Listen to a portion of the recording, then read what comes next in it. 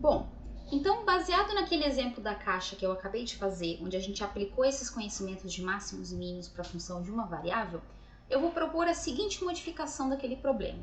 Vamos supor que você quer montar mais uma vez uma caixa, só que agora essa caixa é retangular.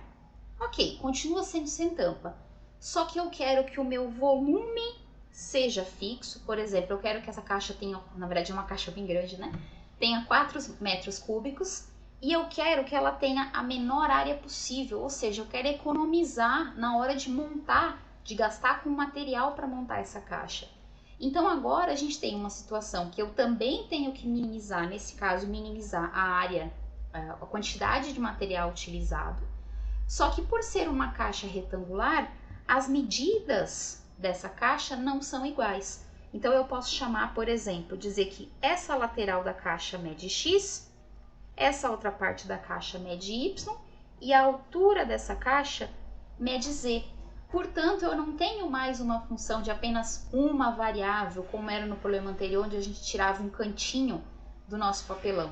Eu tenho 3 medidas que juntas precisam fazer com que eu tenha um volume de 4 metros cúbicos e uma área a menor possível. Então é nesse tipo de situação onde o cálculo de função de 2 ou 3 ou 5 ou 10 variáveis entra.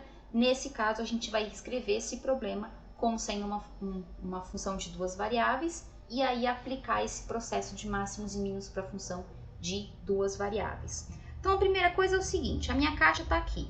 Eu vou usar esse problema justamente para motivar, e aí depois que a gente vê a teoria, a gente vai resolver esse problema e determinar quais são as medidas dessa caixa que garantem as condições que o problema está exigindo.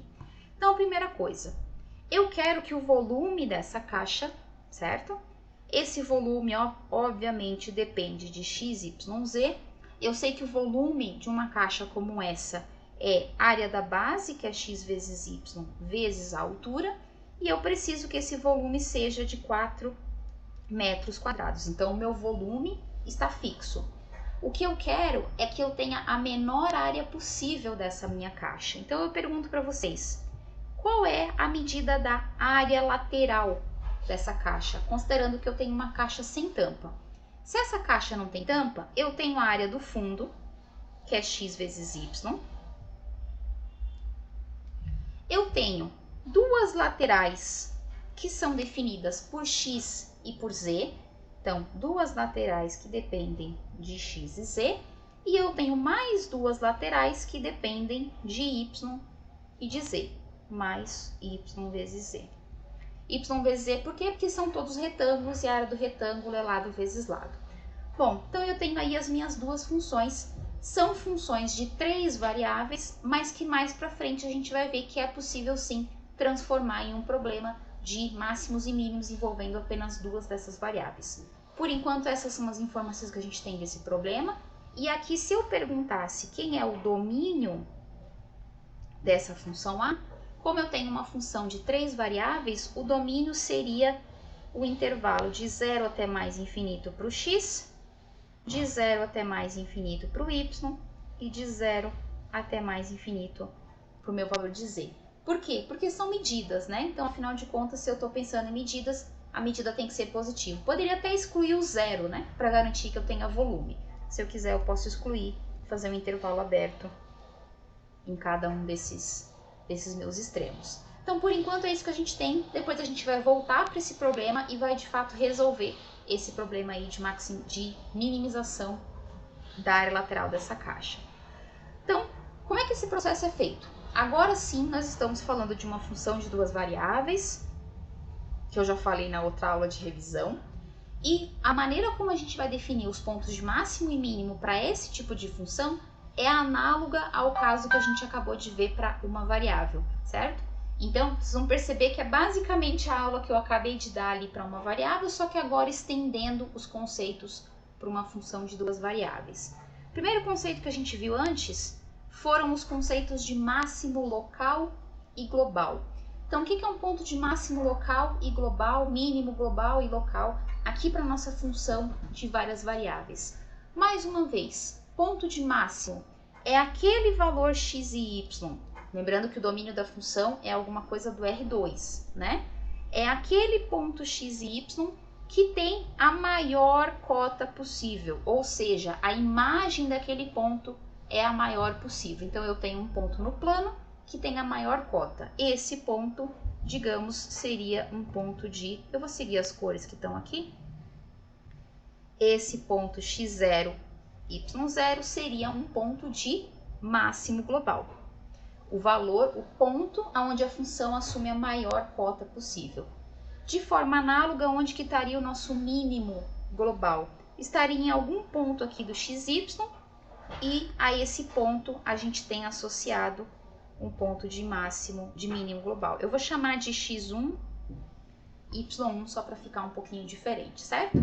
Então, são os valores onde a gente tem a maior cota comparado com todos os pontos do domínio da função e a menor cota quando comparada a todos os pontos do domínio da função.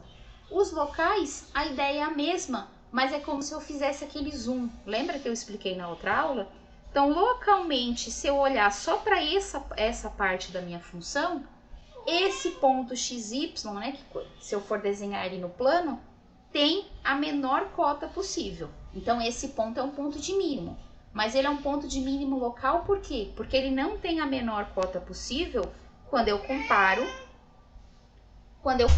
com outros pontos do domínio da função. Mas, localmente, ele é um ponto de mínimo local. Então, isso aqui eu vou chamar, digamos, de x2, y2 em verde, para dizer que seria o ponto de mínimo local. E a mesma coisa, o ponto de máximo local. Perdão, meu gato que queria sair. Eu tenho um ponto xy do meu domínio e nesse ponto eu tenho a maior cota possível. Então, digamos aqui, eu estaria com o ponto x3, y3, o ponto de maior cota possível. Localmente, né? Se eu der aquele zoom no gráfico, eu vou estar vendo só essa parte do gráfico da minha função e localmente ele é um ponto de máximo, relativo ou local. Eu costumo chamar de local. As definições desses pontos são bem parecidas com aquelas que a gente viu. Só que se eu falo de global, eu tenho que comparar a imagem daquele ponto com todo o domínio da função. Se eu falo de local, eu vou comparar a imagem daquele ponto apenas em uma vizinhança. A gente diz que a gente está localmente próximo daquele ponto. Eu estou perto daquele ponto no plano XY, né? Então, eu tenho uma análise local daquele ponto com relação a ser máximo ou ser mínimo. Então, aqui tem as definições, só para que vocês tenham, né, a definição. Mas nessa parte o mais importante é que vocês entendam o conceito e aí, se precisar da definição, a gente vem aqui e usa. Então, um ponto x0, y0 do domínio da minha função f é considerado um ponto de máximo se a imagem desse ponto for maior do que a imagem de qualquer outro ponto do domínio da minha função. O valor da função f nesse ponto é chamado, mais uma vez, de valor máximo da nossa função. O ponto de mínimo, por sua vez, mesma coisa. Um ponto do domínio da minha função de duas variáveis é chamado de ponto de mínimo absoluto ou global se a imagem dele for menor do que qualquer outra imagem, considerando todo o domínio da minha função f. Então, globalmente, comparando a imagem do f de x0 e y0 com todos os pontos do domínio, essa imagem é menor do que todas as outras imagens. Nesse caso, a gente também diz que o valor de f é o valor mínimo da minha função. E aí, da mesma forma, o conceito de ponto de máximo relativo ou ou mínimo relativo. Eu tenho um ponto de máximo relativo ou local se a imagem da minha função for maior do que todas as outras imagens, mas não com relação ao domínio todo, mas com relação a uma vizinhança. O que é uma vizinhança do ponto? De forma geométrica, vizinhanças são os pontos ao redor daquele ponto. A gente chama isso de matemática de bola em torno do ponto x0. Então, a gente pode pensar nessa noção de vizinhança, depois a noção está ali, acho que eu prefiro desenhar para ilustrar essa noção. A noção de vizinhança seria assim. O ponto x0, y0 é um ponto do R2, certo? O que é uma vizinhança desse ponto? Então, aqui eu tenho o ponto x0, y0. Vou colocar assim, marcar aqui x0 e y0. E uma vizinhança desse ponto, deixa eu fazer esse desenho no R3, que aí eu consigo ilustrar bem certinho. X, Y e Z. Tem um ponto x0, y0. Então, aqui está o meu ponto no plano. E eu digo que eu tenho uma vizinhança desse ponto se eu considero todos os pontos que estão ao redor desse ponto. Isso é uma vizinhança. Isso é uma vizinhança, nesse caso, uma vizinhança de raio R. O raio, o tamanho dessa circunferência que vai ficar em torno do meu ponto é o que eu chamo de vizinhança R, VR desse meu ponto x0, y0. Então, é isso que eu quero dizer dentro desse contexto de função de duas variáveis. Quando eu olho as imagens dos meus pontos, eu não vou olhar para todo o domínio da minha função. Eu vou olhar apenas o que acontece quando eu comparo a imagem do meu x0 com todas as imagens próximas dele. Aqui era máximo ou mínimo? Deixa eu ver. Máximo. Isso, então é isso mesmo. Com todas as imagens de pontos próximos. E aí eu vejo que se eu fizer a imagem dos pontos que estão próximos daquele carinha, eu tenho de fato um ponto de máximo. O x0 e y0 é justamente o ponto onde eu tenho a maior cota possível, certo? Então aqui, quando a gente está falando no R2, o que antes era um intervalo em torno do ponto x0, agora passa a ser essa noção que a gente define como sendo uma vizinhança do ponto, certo? Para pelo menos, se existir uma vizinhança, uma bola, que a gente chama isso de bola aberta, se existir uma vizinhança aberta em torno do x0, de forma que o valor da função no ponto x0 e y0 seja maior do que todas as outras imagens, mas só localmente perto do meu ponto. A mesma coisa a gente tem quando a gente define ponto de mínimo relativo. Então, eu digo que um ponto x0 e y0 é um mínimo relativo ou local da minha função, se da mesma forma a imagem desse ponto for menor do que todas as outras imagens, mas não comparando com todos os pontos do domínio, mas sim com todos os pontos em uma determinada vizinhança do meu ponto x0 e y0. Então, a ideia intuitiva é como se você desse um zoom e olhasse só pertinho do x0 e y0, sem se preocupar com todo o domínio de uma forma global, certo? A nomenclatura para esses pontos é a mesma que a gente viu lá para a função de uma variável. Então, esses pontos são chamados de pontos extremos da função, os pontos de máximo e pontos de mínimos. E a gente vai sempre determinar máximos e mínimos locais. Por quê? Porque a gente vai usar derivada, e derivada está associado com uma variação, um estudo local. A gente está analisando apenas a taxa de variação perto de um certo ponto.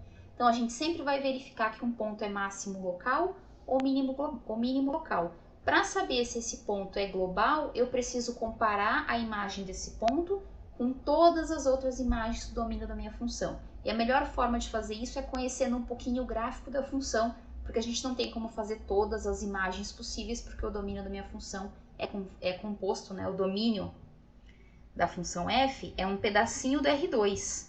Quantos pontos tem no domínio? Vai ter sempre infinitos pontos, então não tem como a gente fazer o cálculo de todo mundo, certo? Bom, então aqui eu tenho um exemplo de uma função f, só para a gente verificar que esse ponto que o enunciado deu realmente é um ponto de mínimo, nesse caso é um ponto de mínimo inclusive local. A função tem essa carinha aqui, ó. f de xy igual a 1 mais x² mais y². Olha só como, conhecendo o gráfico da função, a gente consegue saber essas informações. Esse gráfico é um paraboloide virado para cima, que começa a partir do 1, justamente porque ele tem esse 1 acrescentando no valor da função. Então, é esse paraboloide aqui. Ele começa exatamente do plano z igual a 1 e ele está acima desse plano z igual a 1.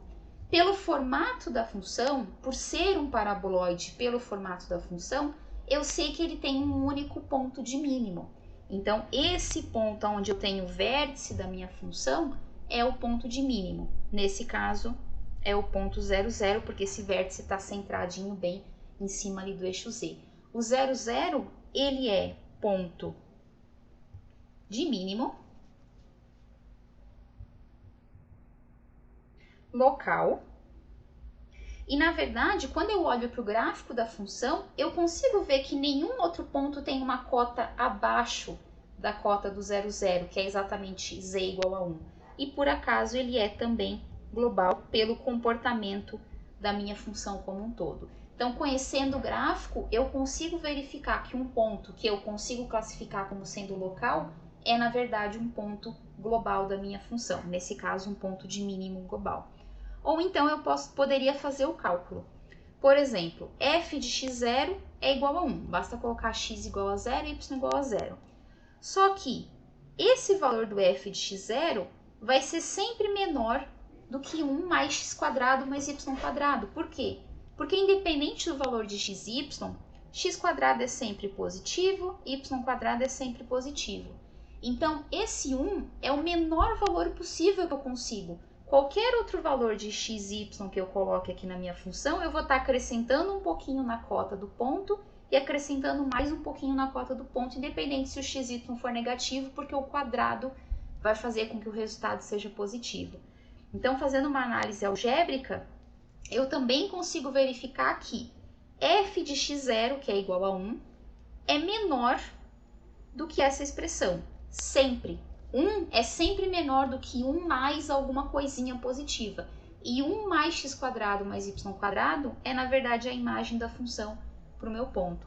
Portanto, com isso eu consigo concluir que f de 0, 0 é menor ou igual que f de xy para todo xy que eu quiser verificar. Nesse caso, para todo xy dentro do domínio da minha função f. Portanto, eu consigo afirmar que ele é um ponto de mínimo global e o valor mínimo dessa função é igual a 1. Nem toda função a gente consegue fazer o estudo através de desigualdades, tá? Porque, por exemplo, se eu tenho uma função cosseno, uma função exponencial, às vezes esse estudo é um pouquinho mais complexo. Por isso que é interessante que a gente conheça também a forma geométrica ou tente verificar como que é o formato geométrico dessa nossa função. Então, eu tenho uma função que é um paraboloide virado para cima, ele tem um único ponto de mínimo, e esse ponto, pelo formato do paraboloide, eu sei que é um mínimo local e que também é um mínimo global da minha função. Bom, mas e se eu tiver uma função diferente, uma função com uma regra mais complicada, ou uma função que eu não tenha, por exemplo, uma análise geométrica tão simples quanto aquela função que era um paraboloide virado para cima? Bom, eu preciso de uma maneira simples, entre aspas, de determinar os pontos de máximo e mínimo locais. A maneira vai ser basicamente a mesma que a gente viu para a função de uma variável. Então, como é que a gente fazia isso para a função de uma variável? Primeira coisa, a gente determinava os pontos críticos da nossa função. O que são os pontos críticos? x0 e y0, um ponto do domínio da função, é um ponto crítico se a derivada dele é 0. Nesse contexto, por ser uma função de duas variáveis, significa que a derivada com relação a x é 0 e a derivada com relação a y é 0. Então, a gente tem que as duas derivadas precisam ser 0 nesse ponto. Ou então, se a nossa função não for derivável naquele ponto, se a gente não conseguir calcular a derivada, certo? Um exemplo de função bem clássica que a gente não tem derivada no ponto é o cone. Porque derivada está associada com reta tangente. Nessa beiradinha, ali no bico daquele cone, eu tenho infinitas retas tangentes. Na verdade, eu tenho infinitos planos tangentes. Então, cone é um tipo de função que claramente a gente consegue ver que aquele bico é um ponto de mínimo ou um ponto de máximo, se o cone estiver invertido, mas a gente não pode usar esse critério, certo? Por enquanto, a gente só vai trabalhar com funções que sejam deriváveis em todos os pontos. Então, a gente não vai ter que trabalhar com nenhum ponto específico onde a derivada não exista. Uma vez que eu tenho esse ponto crítico, eu vou determinar se esse ponto é um ponto de máximo local, é um ponto de mínimo local ou o ponto de sela. O ponto de sela é o que vira o ponto de inflexão no espaço. O que é um ponto de sela geometricamente, né? Então, vamos tentar descrever o que é um ponto de sela. Um ponto de sela ele é um ponto que, se eu olhar de uma certa forma o gráfico da função, parece que esse ponto é um ponto de mínimo. Então, se eu pegar ali exatamente, aqui o eixo está passando exatamente pelo XY, tá? Aqui é o X, aqui é o Y, aqui é o Z. Então, esse ponto que eu vou pintar aqui de vermelho, ele é a origem mesmo. Esse é o ponto 000, uma cela bem simples. Se eu olhar para essa cela em um sentido, esse ponto parece ser um ponto de mínimo. Porque ele está embaixo ali, né, do gráfico. As cotas dele estão ficando cada vez menorzinhas se eu olhar nesse ponto de vista. Só que se eu olhar para a minha função girando essa cela, eu vou ter uma parábola virada para baixo. Então, eu tenho a ideia de que aquele ponto, na verdade, é um ponto onde as cotas estão ficando maiores. Então, seria um ponto de máximo. Então, na verdade, não é nem ponto de máximo, nem ponto de mínimo. Isso aqui é um ponto de cela. Já mostrei para vocês em aula gráficos como esse, quando a gente falou de gráfico de funções, e justamente consegui, né, girei esse gráfico para mostrar que, dependendo de como eu olho o gráfico da minha função, eu tenho essa dúvida, e na verdade não é que é um ponto de máximo, dependendo da maneira como eu olho o gráfico. Na verdade, esse ponto é chamado de ponto de cela, certo? Bom, então eu tenho essas três possibilidades, e a classificação desses pontos, ou melhor, a verificação de quem são os pontos críticos é feita verificando aonde que as derivadas parciais da função seja zero. Uma vez que eu tenho aonde que essas derivadas parciais são iguais a zero, eu vou classificar esses pontos críticos. Essa classificação do ponto crítico é feita utilizando-se uma matriz que a gente chama de matriz hessiana associada à minha função. E essa matriz hessiana é a matriz formada pelas derivadas parciais de segunda ordem da nossa função. Lembram delas? Então, é uma matriz 2 por 2, onde a gente tem, vou até destacar aqui para vocês, a derivada parcial com relação a x de segunda ordem, a derivada parcial com relação a y de segunda ordem, a derivada com relação a x, depois derivada com relação a y, e a derivada com relação a y, depois derivada com relação a x. Para simplificação, a partir de agora, quando a gente estiver falando da hessiana, vocês podem usar essa notação que está aqui do lado. A ordem permanece, tá? Ó, por exemplo, x e y. Então, eu coloco x e depois y, sempre da direita para a esquerda. Ok? Então, a gente pode usar essa notação, é só uma notação mais simples, para de repente não ter que ficar escrevendo essa segunda derivada. Ok, calculei a hessiana é obtida calculando-se as derivadas de segunda ordem da minha função. Agora, eu vou de fato classificar o meu ponto crítico para saber se ele é ponto de máximo, de mínimo ou ponto de cela. A classificação é feita da seguinte forma: montei aquela matriz hessiana, calculo o determinante dessa matriz aplicando exatamente o ponto crítico que eu calculei no passo anterior. Então, eu não vou calcular uma função, eu vou calcular a matriz hessiana para cada um dos pontos críticos que eu tiver. Vou fazer o determinante dessa matriz. Então, aqui eu estou chamando de H de XY o determinante da matriz hessiana. Determinante dessa matriz 2 por 2. Se esse determinante for positivo e a primeira entrada da minha matriz, ou seja, a derivada parcial de segunda ordem com relação a x, for maior do que zero, maior que zero, com cavidade para baixo, significa que eu estou falando de um ponto de mínimo local. Então, esse ponto crítico é, na verdade, um ponto de mínimo local.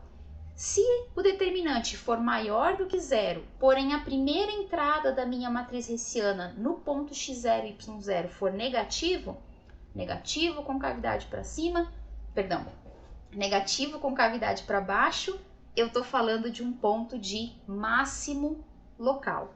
Então, só existe o ponto de máximo e de mínimo local se o determinante dessa matriz for positivo. Se o determinante da minha matriz hessiana for negativo, é porque x0 e y0 é um ponto de cela. Positivo é máximo ou mínimo, negativo é ponto de cela. Infelizmente, esse determinante pode ser zero. Se ele for zero, a gente não pode afirmar o que é esse ponto x0. Se ele é um ponto de máximo, um ponto de mínimo ou um ponto de cela. Como que eu faço quando isso acontece? Eu preciso estudar um pouquinho mais a função para entender se aquele ponto é de fato um ponto extremo ou se ele é um ponto de cela e realmente eu preciso calcular alguma coisa a mais para poder verificar que ele é um ponto de cela. Então esse é o teorema, a proposição, que vai ajudar a gente a classificar esses pontos extremos, ok?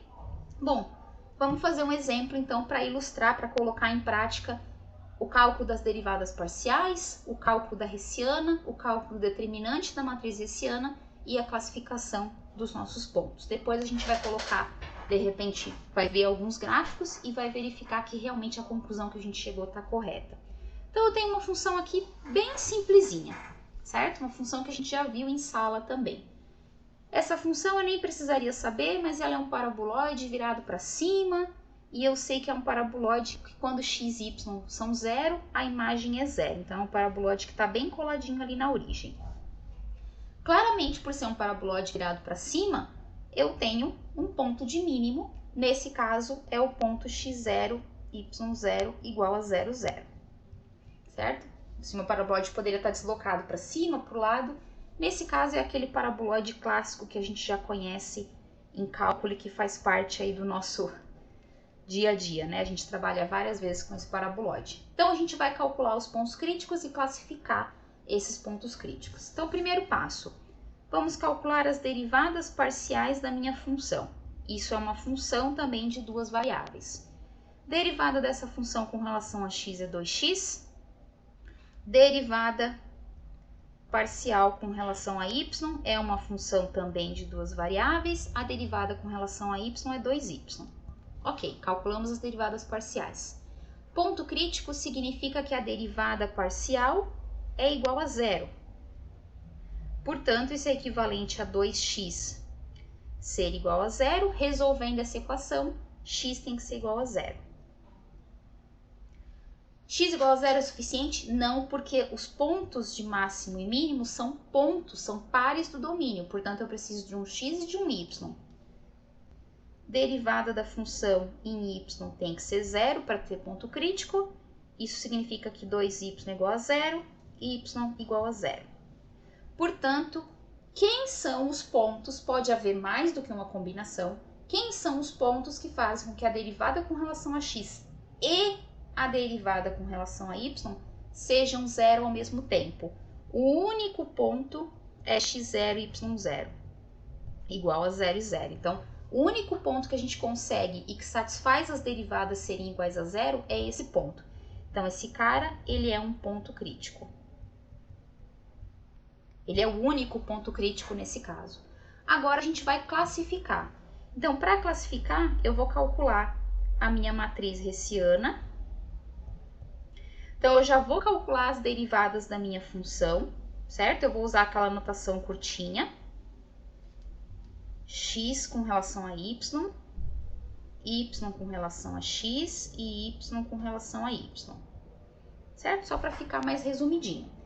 Então, eu vou pegar essa minha função e vou derivar ela com relação a x e a y. Isso vai compor a primeira linha da minha matriz hessiana, certo? Então, a derivada dessa função com relação a x é 2. Percebam que eu coloquei barrinhas, porque barrinhas significa determinante, já, certo? E a derivada dessa função com relação a y é 0. Agora eu vou olhar para a derivada com relação a x e vou derivar essa função com relação a x e com relação a y. E vou colocar na segunda linha da minha matriz. Derivada dessa função com relação a x é 0. Derivada dessa função com relação a y é 2. Quando eu tenho vários pontos críticos, é interessante que a gente faça o determinante e depois a gente aplique no ponto. Só porque senão a gente vai ter que fazer um determinante para cada ponto diferente. Se eu resolver esse determinante é igual a 4. Certo? Faça a multiplicação ali das diagonais. Portanto, eu tenho o meu ponto crítico e tenho a minha hessiana. Agora eu vou classificar. Então, para a classificação, eu preciso calcular a hessiana nesse meu ponto crítico, que nesse caso é o 0, 0. A hessiana acabou sendo uma função constante, mas ela poderia sim depender de x e y ainda, igual a 4. 4 é positivo. Ok, então eu já sei que eu estou falando ou de um ponto de máximo ou de um ponto de mínimo. Agora eu vou olhar para a primeira coordenada da minha matriz.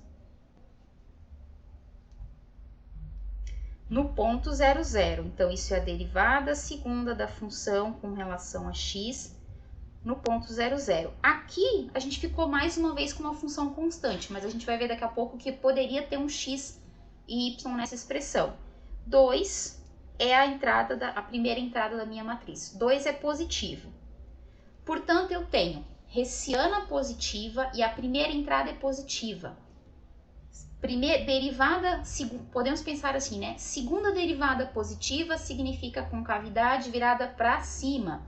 Concavidade virada para cima, eu estou falando de um ponto de mínimo. Vamos ver se é isso mesmo?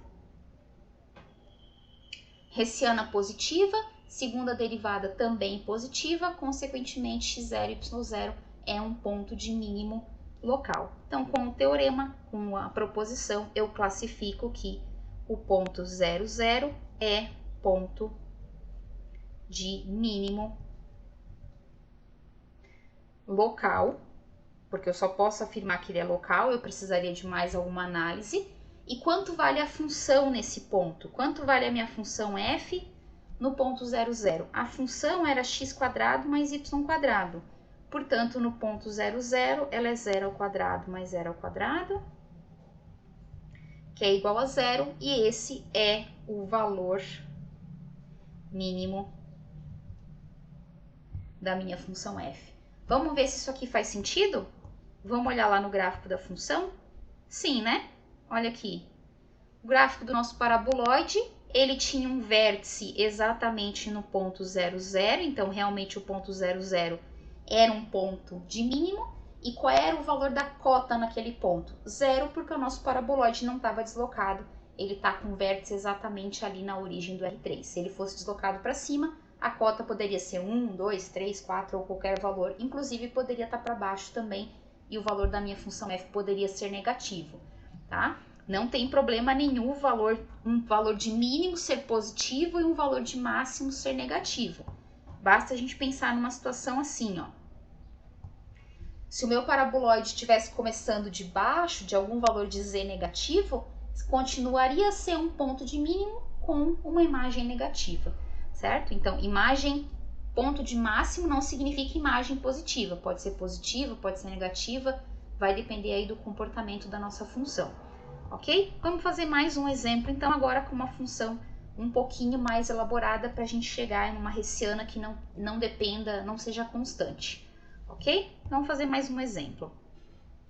Esse aqui é um exemplo, inclusive, do livro, certo? Então, ele diz o seguinte, tenho aqui a minha função de várias variáveis, de 2 variáveis, calcule os pontos críticos e classifique esses pontos. Vamos lá, então. Temos uma função de 2 variáveis, vamos calcular as derivadas parciais dessa função. Derivando parcialmente com relação a x, eu tenho 6x² menos 6, acho que é isso, ok? Derivando parcialmente com relação a y, eu tenho 6y² menos 6 também. É muito comum em exemplos teóricos, tá? Que a gente tenha funções, as mesmas derivadas para x e y, só por uma questão de simplicidade. E eu quero determinar os pontos críticos. Então, a derivada com relação a x precisa ser 0 e a derivada com relação a y precisa ser 0.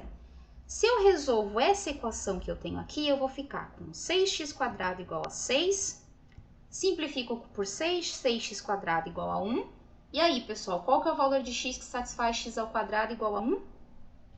Isso aí, mais ou menos 1, certo? Então, eu tenho 2 resultados possíveis para o meu valor de x. Agora, resolvendo a equação com y, 6y menos 6 igual a 0, eu vou ficar com 6y igual a 6, y² igual a 1. Quais são os valores que resolvem y² igual a 1 e y igual a mais ou menos 1? E o que essas duas possibilidades em cada uma dessas equações vão me dizer? Elas vão me gerar pontos críticos possíveis. Só que aqui o que eu tenho que tomar cuidado? Vou até colocar aqui. Atenção. Eu preciso lembrar que eu preciso ter valores de x e y que façam que a minha derivada seja zero. Só que eu tenho que combinar essas possibilidades. Porque essa derivada é zero para x igual a 1 e x igual a menos 1. A derivada com relação a y é a mesma coisa. Então, quem são os meus pontos críticos nesse caso? Eu tenho 4 pontos críticos. Eu posso ter x igual a 1 e y igual a 1, ou x igual a 1 e y igual a menos 1, x igual a menos 1 e y igual a menos 1, ou ainda x igual a menos 1 e y igual a 1. Então, eu tenho, na verdade, 4 pontos críticos para classificar. Toda vez que eu igualo a minha derivada a zero, eu tenho que considerar todas as possibilidades de x combinadas com todas as possibilidades de y, portanto, eu tenho aqui 4 pontos críticos. Agora eu vou construir a minha matriz hessiana. As barrinhas significam que eu já estou fazendo, que depois eu vou resolver o determinante, então vamos olhar cada função uma de cada vez. Essa função que está aqui, derivada com relação a x, dá 12x. Essa mesma função derivada com relação a y, nesse caso, é zero. Olho para a derivada com relação a y. Essa função derivada com relação a x é zero. Essa função derivada com relação a y é 12y. Portanto, essas são as derivadas parciais da minha função e essa entrada é a entrada que eu preciso analisar para verificar se eu estou falando de máximo ou mínimo, né? Que ajuda a gente a classificar se é ponto de máximo ou ponto de mínimo. Aqui acontece aquilo que eu falei. Eu vou ter que fazer determinante 4 vezes, porque eu tenho que calcular o determinante H para cada um desses pontos críticos. Então, eu vou fazer o cálculo determinante antes. Se eu fizer o cálculo determinante, isso aqui dá 144x vezes y. E agora eu tenho a minha hessiana como sendo uma função de x e y. E a minha derivada segunda com relação a x, que eu estou denotando assim também é uma função que depende de x e y, certo? Então, agora eu vou classificar cada um desses pontos. Eu vou fazer essa classificação no próximo slide. Eu vou só copiar esses pontos, certo? Então, eu vou deixar a minha hessiana aqui, porque eu já fiz o cálculo da hessiana. Então, agora é uma função. Aqui eu também vou usar o f com essa notação curtinha. Ok? Então, isso aqui é o que eu vou usar de base para minha classificação. Opa. E agora eu vou classificar cada um desses pontos. Eu vou classificar o primeiro ponto, o segundo, o terceiro e o quarto. E vou para cada um deles fazer essa devida classificação, certo? Então, eu tenho 4 pontos críticos. Vamos começar. Quanto que é H se x for 1 e y for 1? 144. 144 é positivo. Legal, então vai ser máximo ou mínimo. Quanto vale a segunda derivada com relação a x? Se x for igual a 1 e y for igual a 1? 12. 12 é positivo. Portanto, eu estou falando de um ponto de mínimo local. Ok? Então, eu tenho o valor de mínimo local.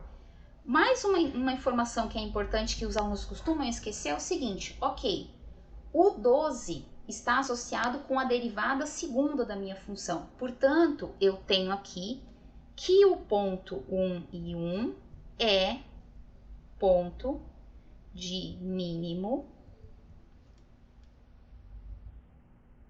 local, ok?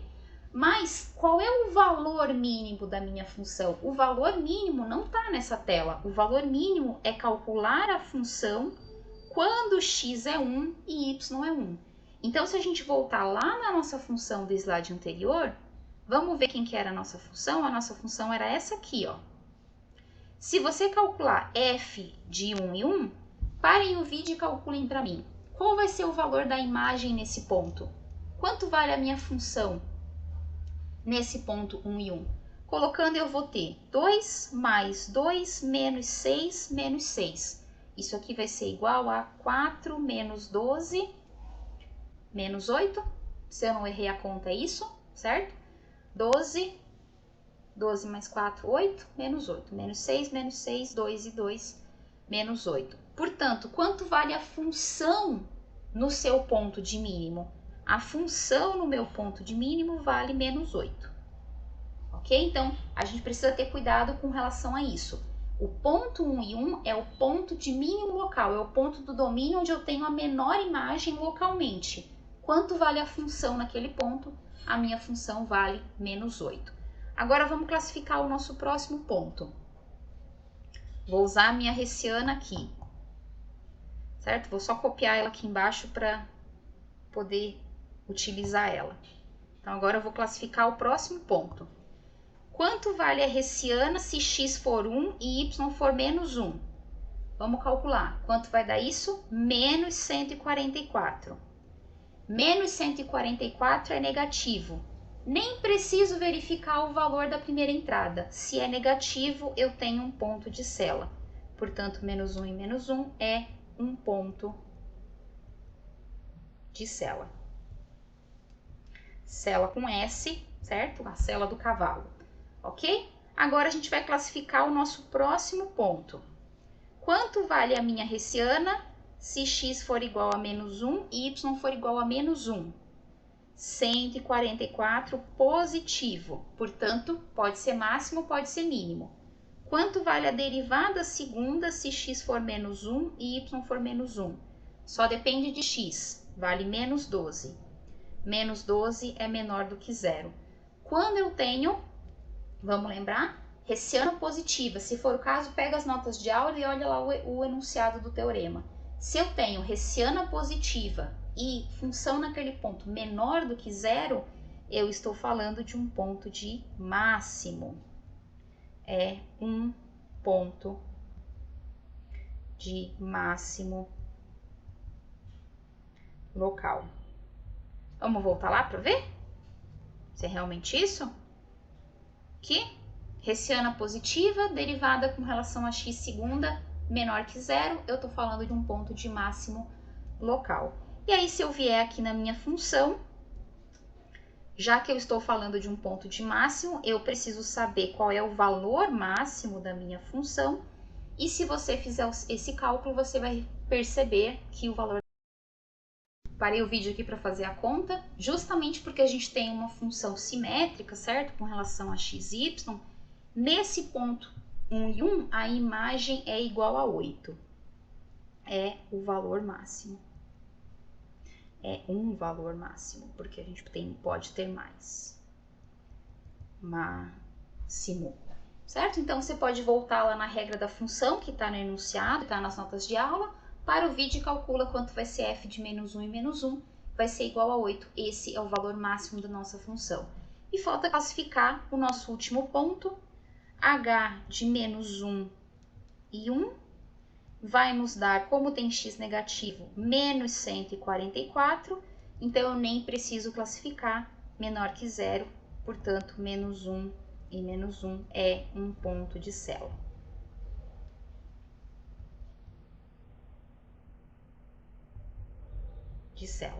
A hessiana e a f tá ali em cima em preto, tá? Tá salvinha ali. Portanto, a gente fez a classificação desses pontos e descobrimos que essa nossa função tem 4 pontos críticos, dos quais 1 e 1 é ponto de mínimo local com imagem igual a menos 8, então tem cota negativa naquele ponto e localmente é a menor cota. Menos 1 e menos 1 é máximo local e nesse ponto a minha imagem vale 8, então localmente próximo do 1 e 1, nenhum ponto tem imagem maior do que 8. E os pontos 1 e menos 1 e menos 1 e 1 são pontos de cela. Aqui eu coloquei a representação do gráfico dessa função no GeoGebra, só para vocês entenderem o que é o ponto de máximo e o que é o ponto de mínimo. A gente determinou que existe um ponto de máximo e um ponto de mínimo para essa nossa função. O ponto de máximo acontece aqui nessa partezinha de cima e o ponto de mínimo aqui nessa parte de baixo. É só uma visualização diferente da função. Esses são os valores das imagens, certo? É o valor máximo e o valor mínimo. Percebam que essa imagem não é a maior cota. Eu tenho vários pontos aqui do gráfico com uma cota muito maior. Da mesma forma, esse ponto não é o ponto com menor cota. Eu tenho vários pontos cuja cota é menor, que estão mais para baixo. Mas localmente eu tenho aquela classificação para esses pontos. O que eu marquei ali em cima daquele cume, digamos assim, são os valores máximo e os valores mínimo. Se eu olho de cima o gráfico da minha função, eu tenho essa visão. E aí, onde estão os 4 pontos que a gente determinou? Estão aqui, ó. Tá meio fraquinho, mas a escala desse quadriculado é 1. Esse ponto é o ponto de mínimo, porque no GeoGebra ele coloca cinza quando eu tenho a parte de baixo do gráfico. Então, tudo que está para baixo ele coloca em cinza. Aqui, ó, aqui a gente até consegue ver que está em cinza, tá vendo? Então, o que a gente tem? A gente tem a nossa função. No ponto 1 e 1, a gente tem um ponto de mínimo, que foi o que a gente determinou. No ponto menos 1 e menos 1, a gente tem um ponto de máximo local. E nesses pontos onde vocês estão vendo que tem cinza e laranja mais escuro, é porque ele tem, por um lado parece que o gráfico está subindo, por outro parece que o gráfico está descendo. Então esses 2 pontos que estão aqui são pontos de sela. Certo? Uma sugestão que eu dou bem interessante é o seguinte: faça a representação desse gráfico, dessa função, no GeoGebra, por exemplo, e aí você vai conseguir girar esse gráfico e ver bem certinho que a altura desse gráfico é igual a 8 e igual a menos 8. Você vai conseguir ver essa cota, certo? Aqui a escala é 10, ó, esse primeiro tracinho é 10 para cima, 10 para baixo.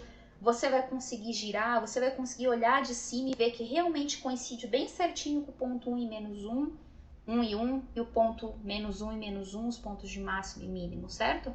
O que a gente tem que lembrar é que a gente não tem o auxílio do gráfico, certo? Aqui a gente usa o GeoGebra para ilustrar esse cálculo que a gente fez, ok? Mas é importante então que vocês tenham também essa visão espacial. Para finalizar a nossa aula, a gente vai voltar naquele probleminha da caixa e vai resolver esse problema da caixa justamente para verificar como que esse processo de maximização e minimização pode ser aplicado para esse problema que está aqui, ok? Então, a gente já viu que a área da superfície dessa caixa respeita essa função. Antes eu chamei de A, eu acho, mas a gente pode chamar de S, de área de superfície. E que eu sei que o volume dessa caixa tem que ser igual a 4 metros cúbicos. Portanto, 4 tem que ser o produto de x vezes y vezes z. Dessa forma, isso é uma função, o domínio da minha função S está contido no R3. Então, eu tenho uma função de 3 variáveis.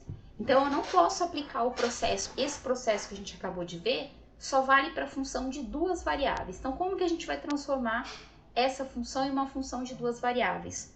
Usando essa informação de que o volume está fixo.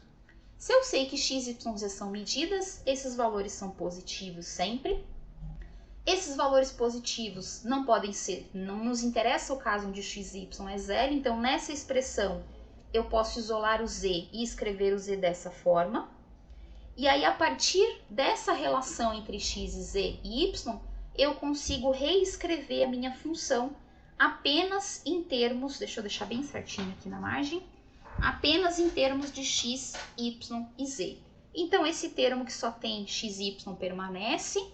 Aonde eu tinha 2 vezes x vezes z, eu vou trocar o z por 4 sobre x, y. O x daqui corta com o daqui, eu vou ficar com 8x, ok? E a mesma coisa com o termo envolvendo y e z, eu vou ficar com 8y.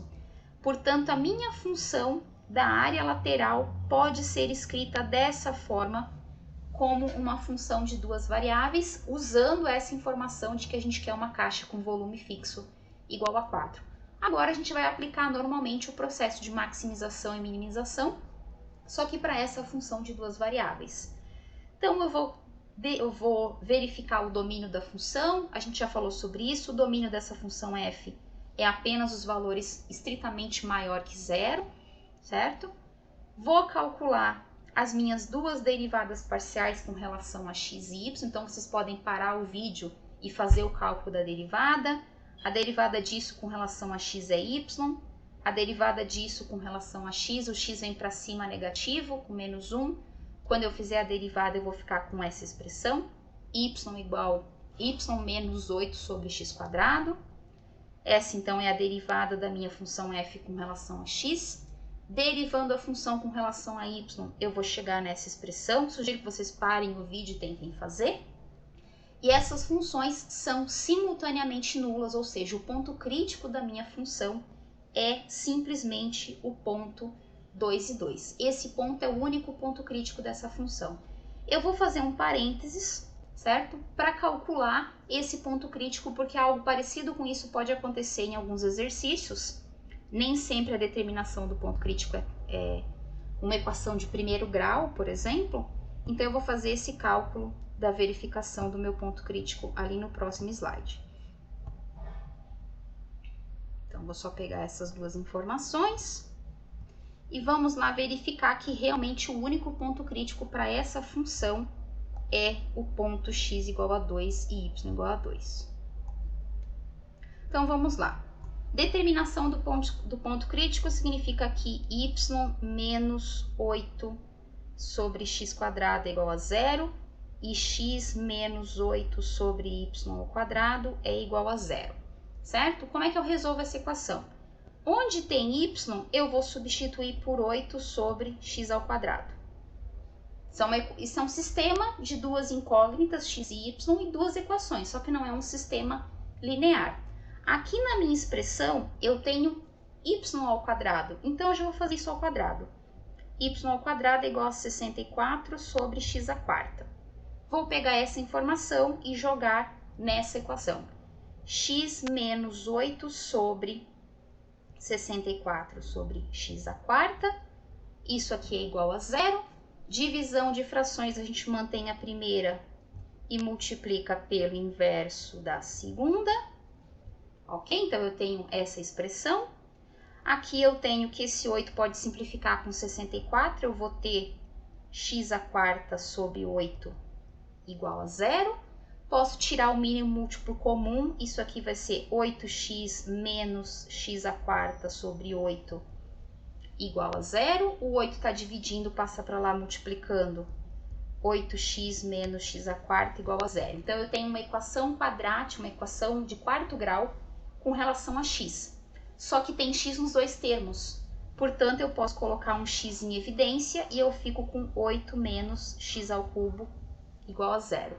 Quando eu tenho o produto de dois números reais sendo 0, isso significa necessariamente que ou o primeiro número é 0 ou o segundo número é 0. Então, essa é uma forma de resolver essa equação de grau 4, já que a gente não tem, por exemplo, uma fórmula de Bhaskara para isso. Se eu resolvo essa equação, eu vou ficar com x² é igual a 8, portanto, x é raiz cúbica de 8, e raiz cúbica de 8 é 2, certo? Então, quem são os valores possíveis que resolvem essa derivada com relação a y igual a 0? X igual a 0 ou x igual a 2. Se eu estivesse falando de uma função, né, que o domínio é todos os números reais, por exemplo, eu classificaria esses dois valores. Porém, lembra que eu estou falando de uma medida e essa medida não pode ser 0, porque senão não existe caixa, não existe volume? Portanto, essa resposta aqui não nos interessa, apenas nos interessa a possibilidade de x igual a 2. Então, só tenho essa opção para a coordenada x do meu ponto crítico. Como que eu vou determinar o valor de y? Eu vou usar essa informação nessa expressão que relaciona y e x. X ao quadrado. Y é igual a 8, x igual a 2, portanto, 2 ao quadrado. Isso é 8 sobre 4, x igual a 2. Portanto, Para x igual a 2, a única opção que faz agora a primeira derivada ser igual a zero é y igual a 2. Com isso, a gente conclui de fato que o único ponto crítico, o único ponto que está no domínio da função e faz com que a primeira e a segunda derivada sejam iguais a zero é igual a 2, certo? Uma dica, muito provavelmente isso vai aparecer em algum exercício da lista, então lembre-se dessa técnica.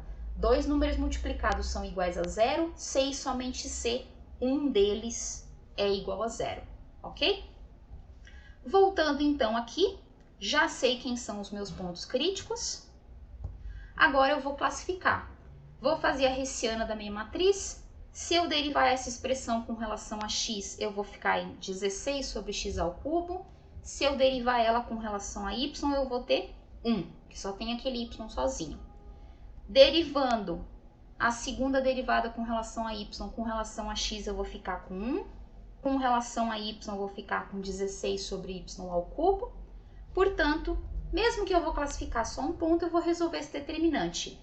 16 vezes 16, 256. O de baixo vezes o de baixo, x ao cubo vezes y ao cubo. Voltando à diagonal secundária, 1 menos 1 é 1. Troco o sinal porque é diagonal secundária. Essa é a nossa matriz hessiana. Calculando a minha matriz hessiana nesse ponto, que é o único ponto crítico, a matriz fica desse jeito e essa matriz tem determinante igual a 3. Não precisaria ter calculado de novo, poderia só jogar x igual a 2, y igual a 2 na expressão da hessiana que a gente já obteve. E aí agora eu vou classificar. Bom, a hessiana é positiva, então é ponto de máximo ou ponto de mínimo. Quanto vale a derivada segunda com relação a x naquele ponto? 16 sobre 2 ao cubo. 16 sobre 2 ao cubo é 2, que é um número positivo. Portanto, eu tenho que o ponto 2 e 2 é um ponto onde a hessiana é positiva e a segunda derivada com relação a x também é positiva. Portanto, 2 e 2 é um ponto de mínimo da minha função. E era o que eu queria. Eu queria minimizar a área lateral dessa caixa. Esse é o ponto de mínimo. Qual é o valor mínimo da função f? Da função s, perdão. Eu preciso ir lá e calcular. Se eu calcular, então, x igual a 2, y igual a 2, que foi o meu ponto de mínimo, o meu z vai ser 1, justamente porque o z estava relacionado com x e y dessa forma. E se você calcular o volume para esses três pontos, de fato, você tem 4 metros cúbicos. E se você calcular a sua função f com x igual a 2, y igual a 2 e z igual a 1, você vai obter exatamente 12. Então, a área lateral da minha caixa é igual a 12 metros cúbicos.